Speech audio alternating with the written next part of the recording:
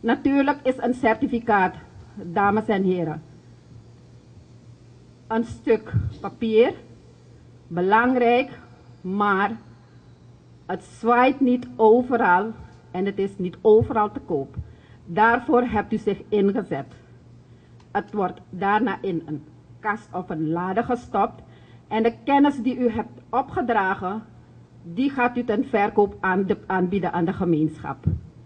Hierbij wil ik zeggen, uw kennis die u hebt opgedragen de afgelopen weken, gaat u dan ten dienste stellen aan de gemeenschap.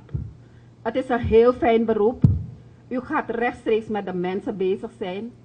Het is liefdeswerk. Om eerlijk te zijn, als vertegenwoordiger van een zorginstelling kan ik u meegeven dat het geen bommengeld met zich meebrengt.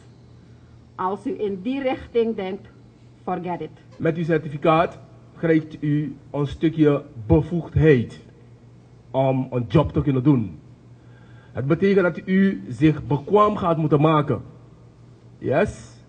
Die bekwaamheid komt door het doen, uw handelen. En kwaliteit dat u gaat leveren gaat maken dat de cliënt, het gaat om de zorgvrager, maar het gaat ook om de mensen voor wie u als schooltechnici een ergo gaat plaatsen, gaat maken dat u nog meer job gaat krijgen.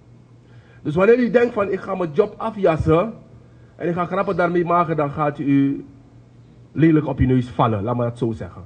U hebt de eindstreep gehaald, maar laat dit geen eindstreep zijn.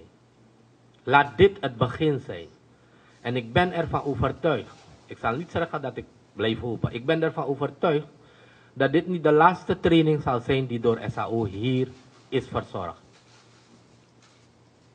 Maakt u gebruik. Laat u zich steeds bijscholen. Kijkt u wat de mogelijkheden zijn die allemaal u wordt aangeboden. En dan wil ik benadrukken datgene wat Lucia naar voren heeft gebracht. Certificaat is één. U hebt misschien geen idee dat u met uw gedrag vele wonden kunt helen. De patiënt of degene van wie de zorg aan u is vertrouwd, heeft het ook nodig van de liefde waarmee u dat werk doet. Neemt u dat vooral mee in het werk. U bent uitverkoren, is eerder gezegd.